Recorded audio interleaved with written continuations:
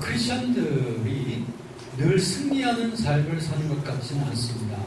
어떤 분들은 상당히 영혼 속에 번민이 참 많아요. 그들은 이렇게 고민을 하고 나죠. 나한테는 왜 좀 강한 믿음이 없을까? 또는 나는 이렇게 이런 어려운 그 고통과 이런 시련 속에서 어떻게 좀 해방될 수 없을까? 나는 항상 쓰러지기만 하네? 라고 이렇게 고백하며 살아가는 사람들도 대단히 많은 것 같아요. 그런데 오늘 이 시간 분명히 한 가지 우리가 알아야 될 것이 있습니다. 그것은 성경에서 참으로 거듭난 사람들은 반드시 승리할 수 있다고 약속을 해 주셨다고 하는 것입니다.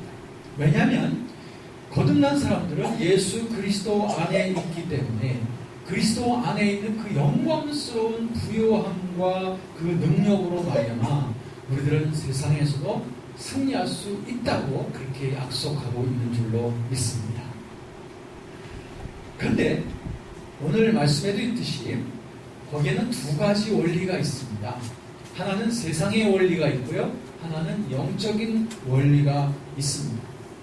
결국 우리가 크리스찬으로서 승리할 수 있는지 아니면 크리스찬임에도 불구하고 계속 패배하면서 살아가느냐, 이 두 가지의 갈림길에 우리는 모두 다 놓여 있는데 그 두 가지 이유는, 그 두 가지 근거는 우리가 어떤 원리에 입각해서 살아가고 있느냐에 따라 틀려요. 만약에 우리가 세상적인 원리와 그와 같은 질서를 따라 살아간다면 우리에게는 실패와 그리고 좌절만이 있을 겁니다. 크리스찬임에도 불구하고. 그러나 반대로 우리가 영적인 원리와 하늘의 질서를 따라서 살아간다면 우리에게는 승리가 언제나 보장이 되어질 수 있다는 것이죠. 그래서 두 가지 원리를 우리들은 잊지 말아야 됩니다. 그러므로 우리에게는 세상적 원리를 따라 살아가면 아니 되는 것이고 하늘의 원리를 따라 살아가야 된다. 이렇게 하려면 이것이 바로 우리 하나님의 백성들의 영적인 자세여야 되는 것이고 현 주소여야 되는 것이고, 그리고 이것이 바로 하나님께서 우리에게 주신 유업이기도 합니다. 여러분, 베드로 사도는 이렇게 말했습니다. 우리 거듭난 것이 썩어질 씨로 된 것이 아니라 썩지 아니하고 영원히 있는 하나님의 말씀으로 되었다 라고 베드로전서 1장 23절에 말씀하고 있습니다. 어떤 것이 우리의 영적인 위치일까요? 어떤 것이 하늘의 원리일까요? 그것은 바로 하나님의 말씀으로 빚어진 영적 질서를 따라 살아가는 것입니다. 하나님 말씀의 세계 속에서 살아가는 거예요. 말씀을 고백하며 살아가는 것입니다. 내가 세상적인 것을 자꾸 고백하면 세상에 쓰러지고 죄에 매일 수밖에 없습니다. 그러나 말씀을 고백하고 영적인 질서를 고백하며 살아가면 우리는 승리에서 승리로 나아가게 되는 겁니다.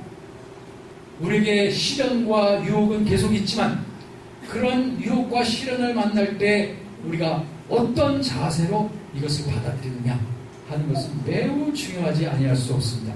그래서 오늘 8장 9절 말씀에 보면 9절 한 절 말씀에 보면 밑에서부터 끝에서부터 보시면은 그리스도의 사람이 아닌 사람들은 누구냐 했으면 그리스도의 영이 없는 사람은 그리스도의 사람이 아니라고 했죠. 그걸 반대로 말하면 그리스도의 사람은 다 그리스도의 영이 있다.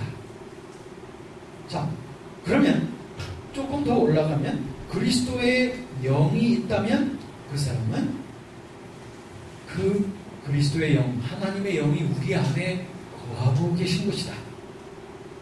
그러면 더 나아가서 9절 앞부분에 보면 뭐라고 되어 있냐면 만일 너희 속에 하나님의 영이 거하신다면 너희가 영에 속한 사람이 되어야 된다. 육신에 속해서 살아야서는 안 된다는 거죠. 이것이 영을 받은, 하나님의 영을 받은 사람의 삶의 자세라는 것입니다. 이것을 다시 한번 제가 풀어서 말씀드린다면 우리는 거듭난 사람이기 때문에 하나님의 영이 우리 안에 거하신다. 하나님의 영이 거하신다면 하나님의 영의 질서를 따라 살아가야 된다는 것이죠. 바로 이것입니다. 우리 삶의 무질서와 모든 좌절과 모든 고통의 원인이 바로 여기에 있었습니다. 무엇이냐? 우리 안에 하나님의 영이 거함에도 불구하고 그 하나님의 영을 따라 살아가지 아니하면서부터 모든 번민과 고통이 시작된다는 것을 우리들 인정해야 됩니다. 종종 우리 중에 어떤 분들은 모든 문제를 나의 속에서부터 찾지 아니하고 나의 환경, 나의 처지, 가정, 스펙 또는 캐리어 이러한 것에서 찾으려고 하는 교회들이 있습니다. 그러나 성경은 우리에게 그렇게 말하지 않습니다. 우리 안에 하나님의 영이 거하시기 때문에 하나님의 영을 따라 살아가면 된다는 겁니다. 하나님의 영을 따라 살아간다는 것 무엇일까요? 하나님의 영을 따라 살아간다는 것은 하나님의 영은 하나님의 말씀과 함께 역사하시는 영입니다. 하나님의 영은 반드시 하나님의 말씀과 함께 일하시는 분입니다. 왜? 하나님의 말씀을 만드신 분, 하나님의 말씀을 기록하신 분이 하나님의 성령이시기 때문에 그렇습니다. 그렇기 때문에 성령을 따라 행한다는 것은 하나님의 말씀을 따라 행한다는 것을 말합니다. 하나님의 말씀을 따라 행하는 것은 바로 성령을 따라 행하는 것입니다. 말씀의 질서를 따라 살아가고 하나님의 그 말씀의 세계를 따라 살아가게 될 때 그때 우리는 성령의 인도하심을 따라 살아가게 되는 것이고 그렇게 살아갈 때 우리는 모든 제약과 모든 방해와 모든 유혹으로부터 자유로워질 수 있는 그런 힘있고 지혜로운 삶을 살아갈 수 있게 됩니다. 그래서 시편 기자는 그렇게 말했죠. 청년이 무엇으로 그의 행실을 깨끗하게 하리니까. 뭐죠? 그의 말씀을 내 마음에 두었나이다. 네? 그렇습니다. 우리가 청년의 유혹을 이길 수 있는 죄의 모든 유혹을 이길 수 있는 유일한 길은 주의 말씀을 내 마음에 품고 그 말씀을 따라 살아가는 것입니다. 그것이 바로 성령을 따라 살아가는 것입니다.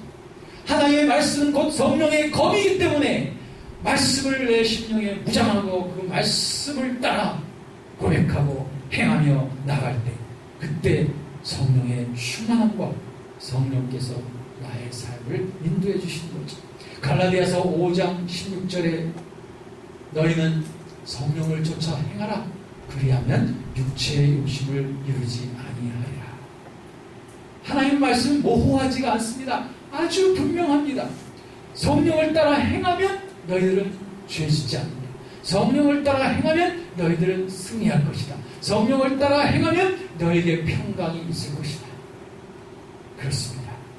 여러분, 저와 여러분들은 바로 우리에게 있는 두 가지 질서 중에서 세상의 질서를 따라 살아가지 않고 하나님의 질서, 영적인 원리를 따라 살아감으로 말미암아 날마다 하나님 말씀이 인도하는 대로 성령이 인도하는 대로 그분을 따라 행함으로 말미암아 내 영혼이 성숙되어져 가고 예수 그리스도를 닮아갈 뿐 아니라 우리 삶 속에서 하나님의 큰 빛을 드러내는 그런 힘있는 우리 크리스찬들, 승리로운 크리스찬들 되어지기를 주의 이름으로 축원합니다.